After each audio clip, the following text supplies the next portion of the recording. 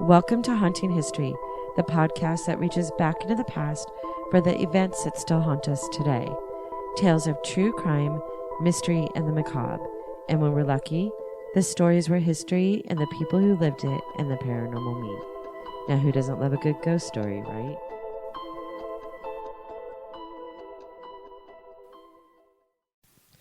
Welcome back to Haunting History Podcast. I'm your host, Kat. And I'm Haley. And today we're going to talk about a museum heist. You like UFO stories. Mm-hmm. You're okay with the ghost stories. Mm-hmm. And how do you feel about like bank robberies and museum heist? Are those good stories? Or you? Sure. Yeah? Yeah. Do you know what the difference between a heist and a robbery is? Monetary value, I don't know. Yeah. You just guessed at that? Yeah, I don't know why that's like a... Because I don't know. I didn't know the difference between a heist and a robbery. A heist is usually the act of stealing valuable items like artwork or gold bullion. And a robbery usually includes force. So that's why, like, if a museum is robbed, which is technically they're being robbed, right? It's a heist. They call it a heist because it's like valuable items. I don't know. I for some reason thought about that earlier today. Like, what's the difference between the two? I'm kind of impressed that you kind of knew. In March of 1990, the Isabella Gardner Museum in Boston, Massachusetts, was subject to a theft that is, to this day, considered the single largest property theft in the world. 34 years ago, on the night of March 18th, 1990. Oh my God, 1990 was 34 years ago. I mean, I'm almost 30. I know it's weird when you think about, like, 34 years sounds like a really long time, but 1990 doesn't seem like that long ago. Yeah. Right? Yeah. It's like how you see the TikToks now where young people are saying, like, well, if you were born in the 1900s. Yeah, I saw this thing the other day that this lady was ranting on TikTok because she went to go buy something, like alcohol or something at the store. And she, like, handed him his ID and he barely glanced at it. And she goes, don't you want to, like, look at it more? And he's like, no, ma'am, you're born in the 1900s. Like, he just looked at the year and was like, oh, it's like 1991 or whatever. And was like, no, ma'am, you were born in the 1900s. Does that make you feel old? Because you're born in the 1900s. See, my only consolation, if someone says that, is so were you. Like, you were born and you're young. So, like, for someone to say you were born in the 1900s, I'm lumped with you. So it doesn't make me feel as bad. But does it, like, freak you out? Well, because 1994 does not sound like the 1900s. 1900s is like 1919 to me. Like, right. But it isn't. Not the same. It's only 1994. It's part of the 1900s. Yeah. So anyways, let's go back. And I should mention, I did not write the script. My sister did. My sister was interested. I know. She was interested in the story and she had actually watched, there's a documentary on the museum heist. So I had asked her, like, do you want to help me write scripts? Because we all know this is the hardest part of doing a podcast is doing all the research and all the writing beforehand. And I asked her and she said, I'm kind of interested in that Isabella Gardner museum heist. And so I said, go ahead and write a script. And I feel bad because she actually wrote this like a year ago. And we're just getting around to it now. But I had to make sure it was sort of like in our writing. And I just needed to go over it a lot. So 34 years ago, we're going back to 34 years ago. On the night of March 18th, 1990, two men dressed in Boston police uniforms gained entry into the museum. Within 81 minutes, they managed to get away with 13 valuable pieces of art. No one has ever been arrested for the crime. So this is unsolved, by the way. So I was making my list of the stories you like. This one is unsolved. Isabel Stewart Gardner was born in New York City on April 12, 1840. Her family was well off, with their father making his money from importing Irish linen and then investments. She grew up in the West Village and was privately schooled in the city and then went on to finishing school in Paris, which was common during that time. It was there that she met her future husband, John Jack Lowell Gardner Jr. In 1860s, they wed in New York and moved to Jack's hometown of Boston, into a house that her father purchased for them as a wedding gift. That would be nice. I know. Haley's getting married. We're probably not going to be buying you a house, just FYI. Well, that's because they're astronomically expensive. Right now, for sure. In California. We live in California, too. Maybe back in Boston. But he didn't just buy a regular house. He bought her a mansion. Okay, well. So, congratulations on your wedding. Thanks. Here's a mansion. The couple traveled abroad often and developed a love of art. Isabella loved Venice, Italy, and its architecture and used it for the inspiration for her museum. The couple began collecting art for personal enjoyment, but it soon became too much for their home.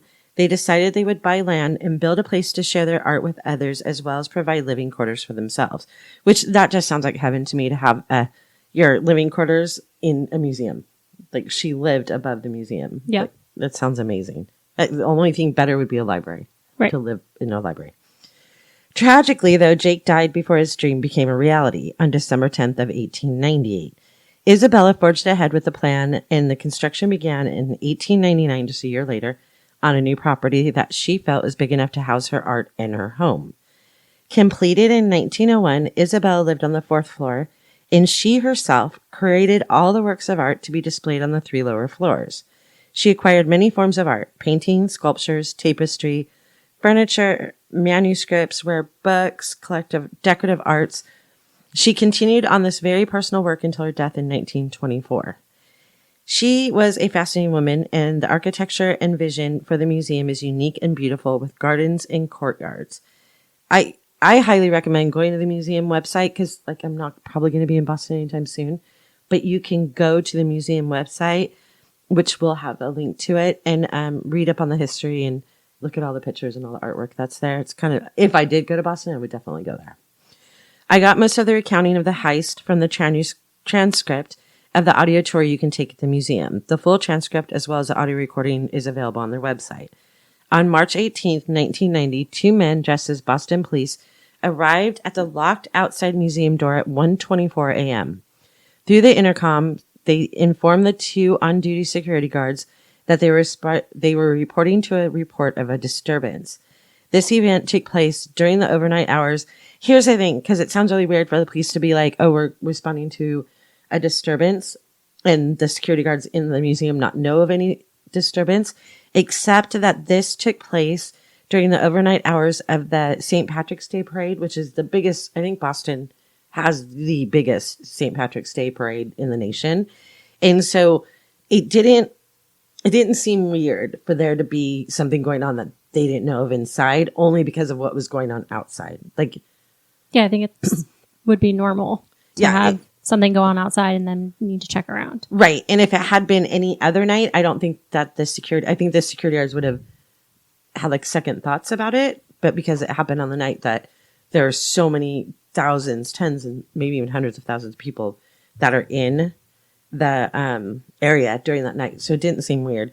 And I actually did a side note. Bostonians were the first to celebrate St. Patrick's Day in North America on March 17th, 1737, as a gesture of solidarity among the city's new Irish immigrants. Boston's Irish community joined together in festivities of their homeland and to honor the memory of the patron saint of Ireland. The parade is still the largest, I was right, the largest and probably the rowdiest St. Patrick's Day celebration in America. Many parade goers were still celebrating in the streets at 1:25, and that's normally a quiet time for that neighborhood.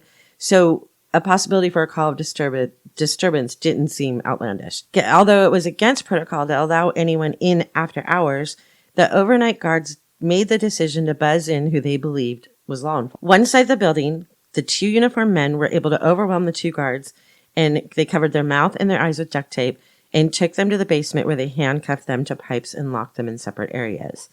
Once the guards were secured, the thieves had free reign of the museum and felt like they could take their time.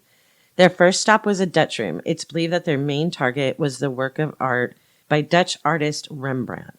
Born Rembrandt van Rijn, which I believe is it's either Rijn or Rain, on July 16th, 1606, he was simply known as Rembrandt. He was a Dutch Golden Age painter, printmaker, and draftsman. He is considered to be one of the greatest visual artists in the history of art. His work encompassed a large scope of styles, from portrait, landscapes, scenes of historical, biblical, and mythological themes, as well as self-portraits. There's a debate about how many works Rembrandt created in the early 20th century, with some counts at over 600 paintings, 400 etchings, and 2,000 drawings. In the 60s, those numbers were greatly reduced and are still being reevaluated. Some of the reasons for the uncertainty is due to the fact that it is believed that he had students reproduce his own self-portraits, and some of those initially were counted as his own work. Rembrandt's works on display in museums around the world. The Gardner was actually the last museum in Massachusetts who had never had a Rembrandt stolen until that night. That's so sad. The first work they selected in this room was a seascape, and the only seascape painted by Rembrandt. The thieves took the painting off the wall and placed it on the floor. Motion sensors were able to trace their path that night, and all of it was recorded. The museum had what was known as a dot matrix printer. I mean, I barely remember those. You probably haven't even heard of them. Which printed out their route. Like, it literally knew by the movements in the museum, like where they went first and where they went second, all that stuff. Not realizing that security personnel just had to hit a button to reprint the report, they had actually grabbed the printed report thinking that no one would know what they had done while they were there, but they didn't know that you could just press a button and reprint it. Their second target was another Rembrandt. It's a double portrait of a couple. They took the painting down, put it on the floor, and they used a blade or a box cutter to cut the painting out of the frame. So they didn't care about keeping it valuable, because that diminishes its value, obviously. Right. It's tragic to see the lack of regard for the valuable artwork. After that, they go for another painting in the same room. There's a landscape painting they believe is a Rembrandt. In the 1980s, it was uncovered that the painting was actually the work of a student of Rembrandt and not the artist himself. So that painting was not really a Rembrandt. There are two other paintings in this room. One is a treasured Vermeer called The Concert. It's a very rare item, as Vermeer only painted 36 paintings. This time, the thieves moved the art to the middle of the room and hold the frame down upside down and broke the glass on the floor, and then removed the canvas from the back of the frame and then dropped the frame, and it like shattered. So it's weird. You would think that like a museum heist, like people who would do that would know what they're doing with the art. Would understand the value of it. And instead of just willy-nilly, like just, I mean, fundamentally, you would think you would know taking something out of the frame is going to affect its value. Well, I didn't know taking out of the frame would affect it, but definitely cutting the canvas shorter, right. Yeah. In the same room, there's a table that night that held a Chinese bronze vessel. The item is very old, but it's not of huge value. The thieves tried in vain to remove the vessel. However, it's attached to the metal base it's sitting on, so it can't be removed. And they leave it there and move on. Their next hit is a small frame screwed to a wooden cabinet. They unscrewed the frame, removed the postage size stamp of a black and white etching, which is in Rembrandt also. And then they take an actual full 5 minutes removing that little piece of artwork from the frame. Keep in mind, the majority of the art thieves usually take less than 5 minutes total. And they spent 5 minutes alone taking... Why? It was tiny. I mean, it's little. Why did they bother to do that when nobody knows? They were clearly very confident that no one was coming to catch them. Yeah. There's another Rembrandt in this room. It's a self-portrait. However, the thieves made a mistake. They took the frame down and removed the back. Then they removed the canvas from the back and take it, leaving the frame laying on the floor, like face down. What they don't realize is that the frame actually contained two pieces of art, and they stole the other piece, leaving the Rembrandt intact. Like when it was a Rembrandt on front and then another piece of work behind it. And when they turned it upside down and took the canvas out, they were taking the one that wasn't valuable and left the one that was valuable just laying on the floor. Yep. The thieves spent about 40 minutes in that Dutch room. And then while one of the thieves continues to work the Dutch room, the other moved on. He moves through a dark hallway through a gallery without taking anything and enters a room past it. It's a small, narrow gallery called the Short Gallery. The Short Gallery contains panels that swing open and contain multiple layers of drawings.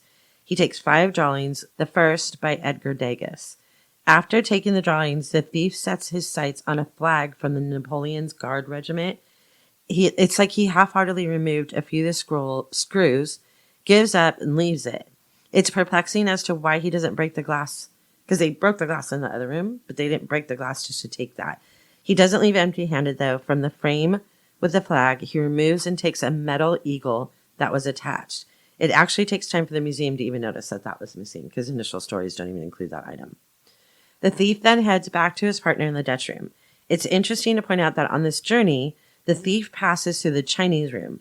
In this room, there's a glass cabinet that contains 2 ancient bronze bears.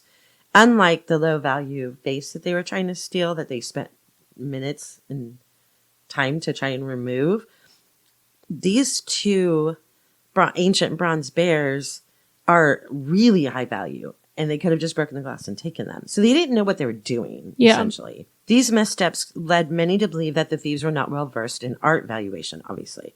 The pair now have 12 pieces of art, 6 from the guest room, 5 drawings, and the eagle from the short gallery.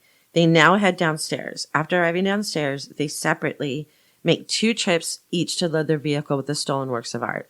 The time is now 2:45, and they've been in the museum for 1 hour and 21 minutes. They do end up taking an additional piece. It is unknown when they retrieve this art. There aren't any movements recorded in or on the way to the room that it was housed in. The next stolen item is from the Blue Room. This is a first floor room that initially was used as a ladies' reception area for concerts. It is designed to display collections up close with a personal, intimate feel. Although a piece of work is taken from the room, the sensors never go off and it's unknown at what point they went into the room. The piece was a small portrait of a man in a top hat and was painted by Edouard Manet. During the investigation the next day, the sensors to the room work fine.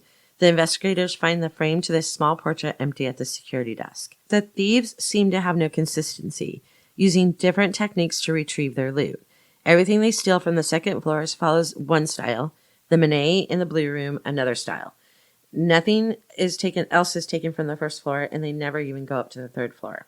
Now, these are the suspects for the last 34 years. Do you ever meet someone who seems kind of off? Whether it's a creepy neighbor or a random phone number that keeps calling you, Truthfinder has you covered. You can search for people by name, address, phone number, email, and more. Truthfinder can be especially helpful for running confidential background checks on anyone you're planning to meet from online dating apps. Go to truthfinder.com/podcasts for a special offer. That's truthfinder.com/podcasts to access your special offer today. Over the years, there's been many theories on who's responsible for the heist. The Netflix 4-part series, This is a Robbery, the World's Biggest Art Heist, goes into depth with several of the key suspects. But the truth is, it's still an open case. No one has ever been charged, and none of the pieces have ever been found. But God, that just kind of breaks my heart a little bit. Where are these pieces of art? Do they get destroyed? Are they in someone's basement? But what would be the purpose of doing that if not to sell it and make money? Right. But I mean, 1990? Yeah. You could sell things and it not be on the internet. You know? Yeah, now it'd be a little bit different. But back then you'd think that you think they would only do it if they had a buyer. Well, that's what I'm saying. They might have. It didn't have to be over the internet. I'm going to go over the most popular names. If you want to go into a deep dive, the documentary series has a lot more information. From the beginning, the FBI was on the case. There was very little physical evidence, basically none. No footprints, no conclusive fingerprints, and due to the times, there was a limit on how these things were processed. Obviously, they don't process the same things in 2024 that they did in 1990. They have been able to do some DNA analysis in more recent years, but nothing came of that. And over time, samples have been lost or misplaced. There are some eyewitnesses on the street, and of course the 2 security guards were able to give some description of their attackers. Now, the 2 thieves were dressed as Boston PD. One of the men has been said to be around 5'9", with a medium build in his late 30s. The second is thought to be 6 foot 6'1", in his early 30s and a heavier build. One of the first suspects was actually also a victim. Security guard Rick Abbott is the one who lets the thieves into the museums. While making his rounds early in his shift, he had opened and shut the side door. Many people think he did this to alert the thieves or to give them the all-clear sign so they can make their move. I don't know. When questioned, because I don't know, what time did he do that? It wasn't an all-clear. He didn't do that at 1 o'clock and then came in at 1:24. He did it earlier in his shift. It says, when questioned about the act later, he claimed that he routinely did this on his rounds to check to make sure the door was actually locked. A fellow employee disputes his claim, saying it would have been against procedure to do that, and it would show up on a computer printout if he had actually opened and closed the door. His claim could not be confirmed by those reports. Another point of interest was that about the previously mentioned Blue Room. As we said, the sensors did not go off during the heist. However, they did go off when Abbott entered the room while making his rounds, and again the next morning during the investigation. The equipment was reviewed and it was in good working condition. Rick Abbott maintains his innocence, and the FBI agent in charge of the case decided that both guards were too incompetent and foolish to pull off a heist. It honestly sounds like these guys that did pull off the heist are a little foolish. They sound, they weren't that. Yeah, doesn't it kind of match? Although it doesn't sound like the thieves were probably rocket scientists either. In 2015, there was a footage released from the museum the night before the theft. The video shows Abbott letting an unknown man in and showed him talking to them at the security desk. When they questioned Abbott about it, he claimed to not remember the man or the event. So the FBI publicly released it, asking anyone who recognized the stranger to come forward. Several former museum employees did. They ID'd the man as Rick Abbott's boss, the museum deputy security chief. Mob boss Whitey Bulger was also considered a suspect. He was considered a very powerful leader in the Winter Hill Gang in Boston. He always refuted his involvement and went so far as to send his people out to try and figure out who did it. He considered the museum as part of his turf and was angry that someone may have imposed on it, and he wanted to collect his fair share of the haul. His possible involvement had some theorizing that his known ties to the police department would explain the use of the police uniforms by the thieves, or that possibly the actual police department had some involvement under his direction. Whitey also has ties with the Irish Republic Army in Ireland, and some felt that they could be involved in the crime. There is a theory created by a retired investigator for the Scotland Yard, was that Whitey gave the art to the Irish Republican Army, and he believes that the pieces are somewhere in Ireland. I don't know. I guess a gangster in Boston would have had the ability to have enough people to pull something off like that. In 1994, an anonymous person sent a letter to the museum claiming they were representing a person who had the art and wanted to negotiate its return. They went on to explain that the works were initially stolen in order to use it as a negotiation tool for a prison term. This never happened, and that person wanted to return the art to the museum. They claimed all the works were safe and in a non-common law country, in a climate-controlled environment. The author of the letter claimed to not know the thieves, but was asked to anonymously negotiate for $6 million and no charges for themselves or the holder of the art. They directed the museum, if interested in creating a deal, to print a coded message in the Boston Globe. The writer also supplied some details that only the museum and the FBI knew at the time. Believing this to be a credible source, the museum had the Globe print the coded message. A few days later, another letter arrived acknowledging the museum's readiness to make a deal, but they now feared that agencies involved with the investigation would probably be able to identify them, and they needed time to consider their next step, and that was the last the museum ever heard from them. That's bizarre. Yeah, because that would indicate that whoever stole them had the ability to store them in a climate-controlled environment. You know what I mean? That doesn't sound like two bumbling thieves. Like, even to even know that it needed to be stored in a climate-controlled environment after cutting them out of frames. Right. That doesn't make sense. Brian McDebbie was a con man from Boston who tried to rob the Hyde collection in Glen Falls, New York in 1981. He was initially considered a good suspect in the Gardner case because there were some similarities in the robbery attempt from 81. There, he had disguised himself as a FedEx driver and had handcuffs and duct tape with him. His intention was to steal a Rembrandt. He was also known as a flag aficionado. Remember, they stole the Napoleon flag? And his body type fit the description of the largest suspect. He was interviewed by the FBI in the late 90s and refused to take a lie detector test. It was determined that his fingerprints did not match any of the scenes, so the FBI had nothing further on him. There was another gang the FBI considered as possible suspects. In March of 2013, the FBI declared with a high degree of confidence that they had identified the thieves, a criminal organization that was based in the Mid-Atlantic, New England region. They believed this gang had moved their works of art to Connecticut and Philadelphia and had tried to unload some of it in Philadelphia in 2002. After that incident, though, the case goes cold. The FBI turns to the public's help in 2015. Okay, so I'm thinking 2015, doesn't seem that long ago. That's like 9 years ago. Like, even 2015 is 9 freaking years ago. Right? Yeah. Well, the suspects were never named publicly. It's believed they were referring to the Merlino gang run by Carmelo Merlino.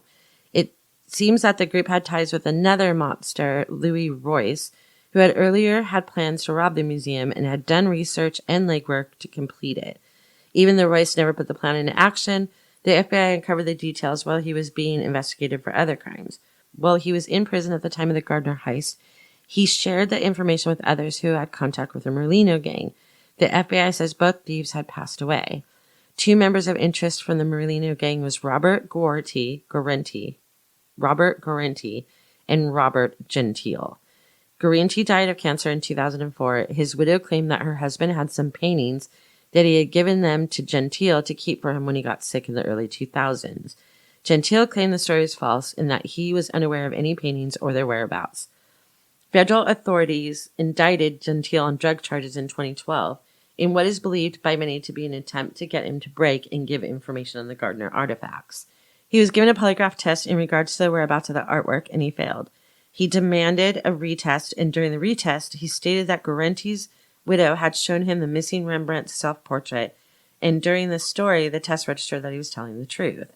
A few days after the test, the FBI raided Gentile's house and found a secret ditch under a floor in the backyard shed, but it was empty. His son said the ditch had flooded a few years prior, and his father had been very upset about what had been stored there. They also found a copy of the Boston Herald from March of 1990 that had a story regarding the theft with a piece of paper on how much each piece was worth on the black market.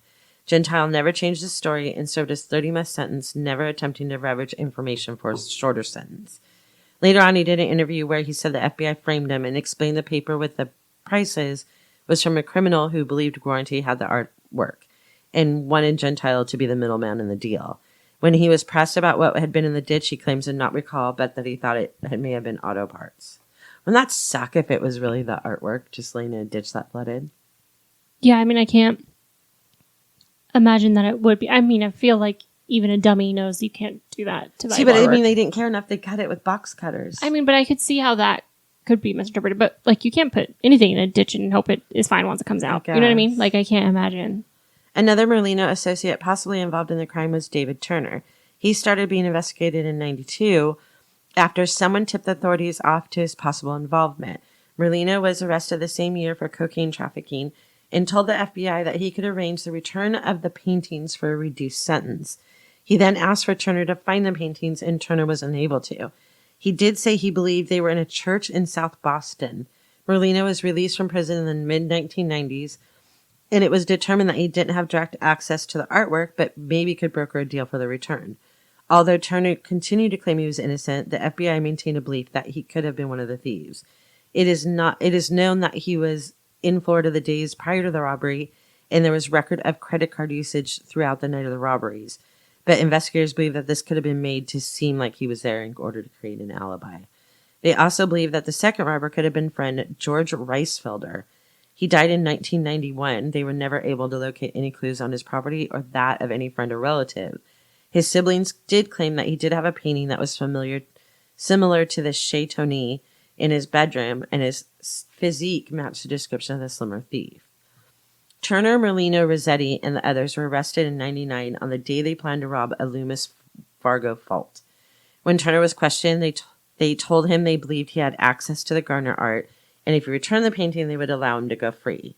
He declined and stated again he had no knowledge of the heist or the whereabouts of the items in questions. He was found guilty of the planned heist on the Wells Fargo Loomis truck and sent to prison. On the 33rd anniversary of the theft, empty frames remain on the walls of the Gardner. Can you believe that? They still have the empty frames. None of the works have been recovered, despite a $10 million reward, nor has anyone been charged. Another development seemed to crop up last year. A tipster told museum investigators that Boston criminal Jimmy Marks, who was gunned down in a believed mob hit 11 months after the heist, had bragged about owning or hiding some of the paintings. We got some contacts from that story, but nothing that has been brought has really caused any conclusion. This is Anthony Amar, the museum's chief of security, tells The Independent. For his part, he believes the paintings are stashed probably not too far from the museum. 10 years ago, the FBI publicly said the same in a joint release with the Gardner and the U.S. Attorney's Office. The FBI believes with a high degree of confidence that in the years after the theft, the art was transported to Connecticut in the Philadelphia region, and some of the art was taken to Philadelphia where it was offered for sale by those responsible for the theft. Richard DeLauros, special agent in charge of the FBI's Boston office, said on March 18th in 2013, the FBI believes with a high degree of confidence that in the years after the theft, the art was transported to Connecticut in the Philadelphia region, and some of the art was taken to Philadelphia where it was offered for sale by those responsible for the theft. That comes from a special agent in charge of the FBI's Boston office. Since that statement, more than a decade has passed and there's still no sign of any of the pieces. The artwork and crime scene photos can be viewed at isgm.org/theft. It is important to the museum that these art pieces are not forgotten, and they're hopeful that they will someday be able to share them in person again. The Gardner Museum continues to work with the FBI on this case on a daily basis. They hope that the lost artwork can be recovered, and they believe that the $10 million reward for information leading to directly recovering all 13 pieces of art in good condition may get someone talking. The artwork and crime scene photos can actually be viewed at that website also. If 10 million, it's been 34 years. $10 million hasn't brought it. And the artwork is worth way more than $10 million at this point. Yeah. I can't remember what they said. I want to say it was like $500 million. But if that $10 million hasn't brought someone forward in the last 34 years, why would it suddenly, they're waiting for people to die, maybe? Maybe, but even... If you were 30 in 1994, how old would you be now? I don't know. What were you going to say? If you were... Yeah, you'd only be 60 right now. If you were 30 in 1994, you'd only be 60 right now. Right? That makes sense. So, someone could be walking around that had something to do with that right now, right? There's also a paranormal story at the museum. This is you're going to love. There's a painting on Isabella on display, and it said she paid $3,000 in 1880 for one of her favorite artists. His name was John Singer Sargent. She rejected and requested changes 8 times. Once it was complete, her husband asked her not to display the painting. He clearly didn't like it. He told her not to display it. But now it is put up in the Gothic room, and employees of the museum don't love it. They kind of agree with her husband.